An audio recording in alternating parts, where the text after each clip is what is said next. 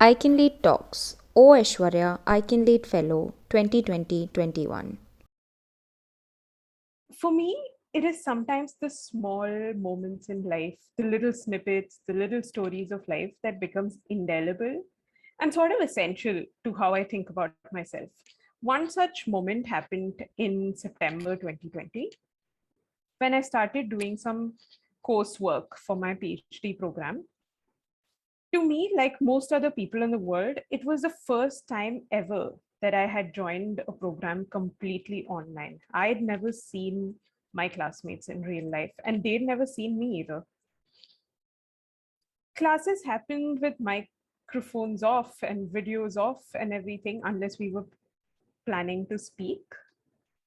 And it was on our first ever introduction call when we had our videos on that some of my classmates saw me on video. And suddenly their tones changed in ways that were sort of detectable even through WhatsApp messages. People who'd been messaging me to ask for help on classes and the platforms on which they happened suddenly started asking me if I needed help. People who used to chat with me on WhatsApp about how horrible it is that we're all stuck indoor suddenly started talking to me and saying that they find me inspirational about how inspirational I am and how they wouldn't have been able to cope so well if they were me. And that's when it struck me in a burst of irritation that all this time I was just a name on the screen. I was not a person with a disability until they saw my disability very clearly on a video call. And then it is then when they saw my disability on video call that they started reverting to learned behaviors and to stereotypical behaviors of how society told them they should respond to disability. This was a change. All this time in the physical world, I had fielded question after question about my disability when I first began to meet people. As they got more and more used to me, they also got more and more used to my disability. As other people with disabilities can probably attest to, non disabled people who meet me for the first time rarely ever said hi or hello. They asked me, how do you use a computer? Or they say, how inspired. They only start making small talk about movies, books, and music. They only start seeing me as a person with interests and hobbies and everything much later. That Carly Finlay, who is an Australian disability rights activist, named her book Say Hello. It was this experience in September 2020 that showed me the mental and emotional labor involved in constantly educating people about my disability. Being that go to person for anything disability specific and always being sort of their encyclopedia for disability. And it was in that moment that I thought, now I know why passing feels so good. And it was like a half guilty thought.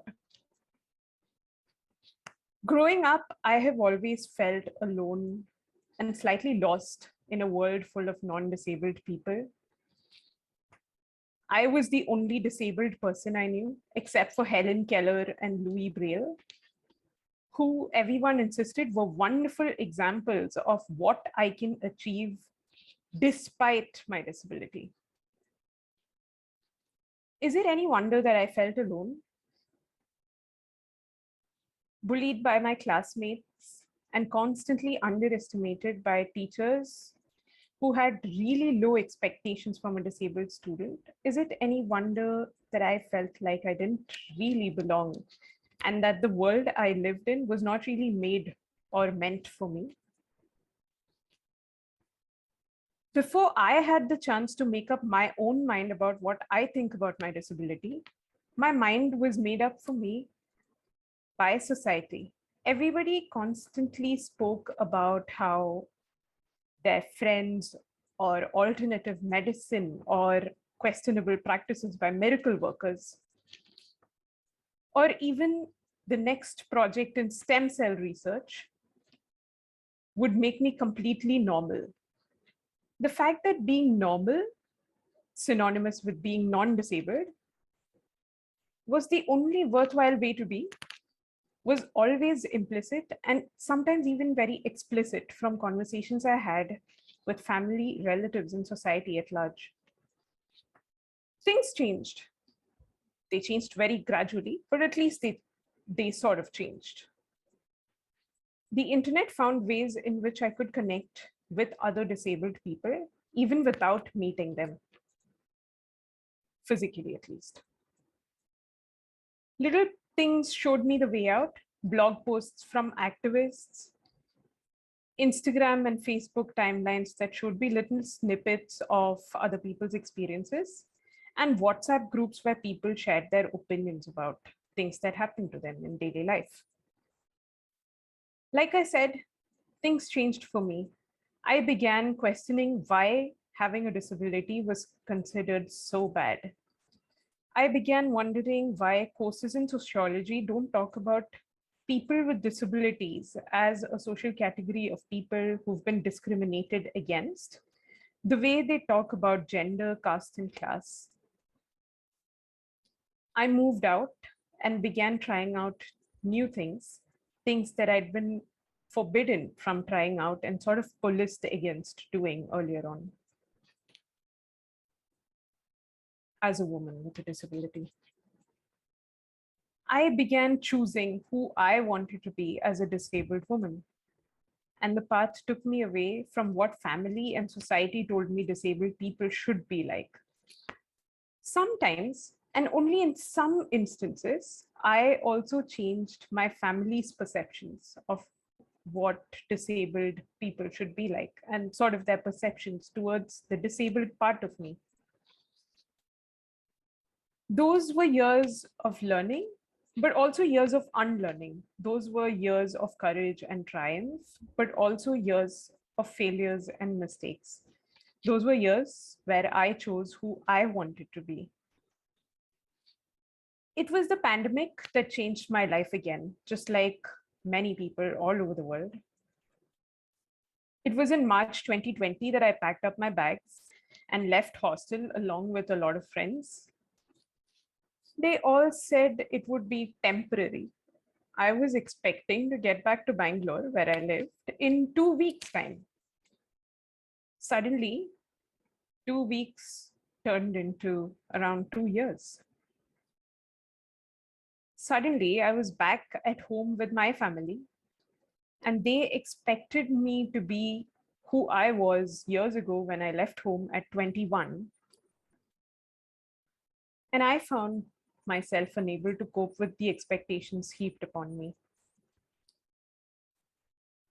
I knew I was privileged to have all of the help and support I needed at a time where a lot of disabled people were very vulnerable, but the restrictions still chafed. Moreover, touch, which was one of the most important means by which I sort of made myself familiar with the world around me, suddenly became forbidden.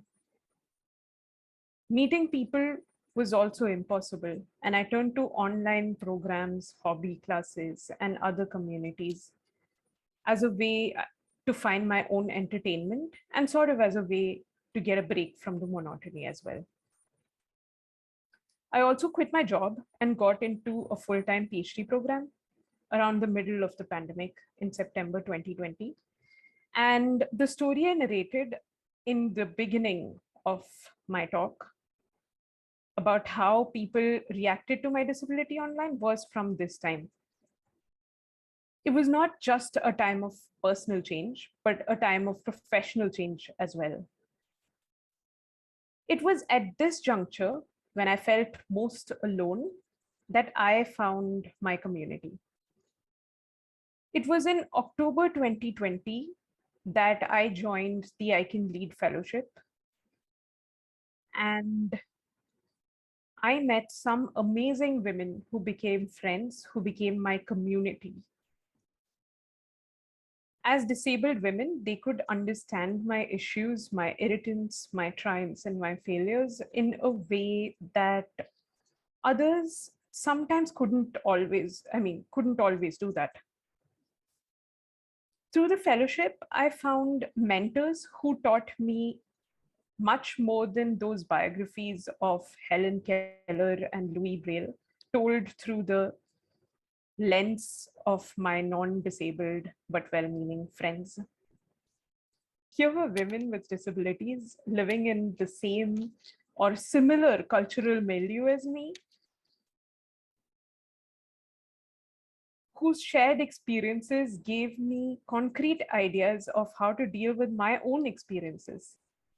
Unlike those biographies that haunted me as a child, the collective message that they shared was not how to be an inspiration for all. I learned how to communicate my needs clearly and negotiate coherently for accommodations.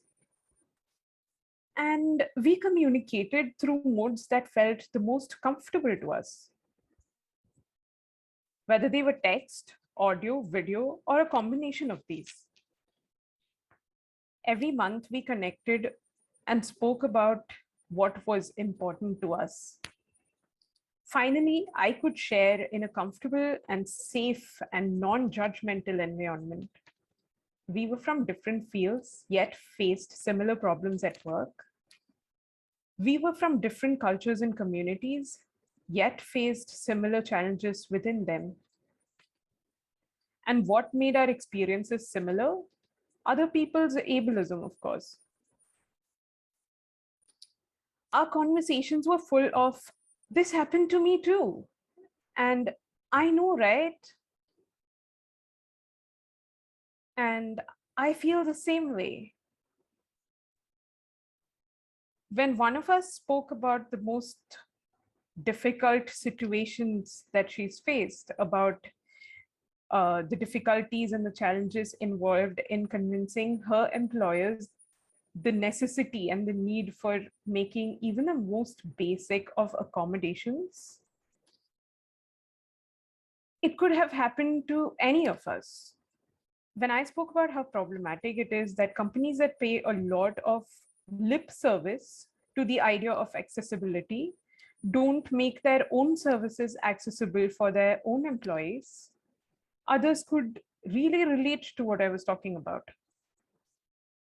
Beyond just a space to rant, which is, of course, important, we also found in this place a sort of space to share our own stories and everyday experiences. We vented frustrations and celebrated each other's achievements. But the underlying thread through it all was the feeling that we're not alone. It was like finding a home away from home, with disability as our common kinship bond. Even during the most difficult of times, when I distanced myself from people online, I knew that I could come back to this community whenever I was ready and find the same connection. And I was right, I did. It told me, you're not alone.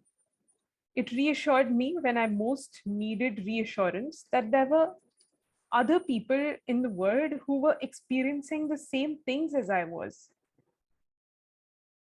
Today, I am who I am in my personal and professional life, in my family and the research community because of my disability, not in spite of it. I hold liberal worldviews in my everyday life. I research about assistive technology and education from the lens of disability studies. All of this is because of my disability, not in spite of it. Just as I'm a woman, just as I'm an Indian, just as I'm from Kerala, I am a woman with a disability. The personal is truly the political. Thank you. O Aishwarya. Photo of Aishwarya standing in a red dress above this text. On the right, I Can Lead is a leadership program by Rising Flame. Social media, website risingflame.org, Instagram risingflame_now, Twitter risingflame now, Facebook risingflame now.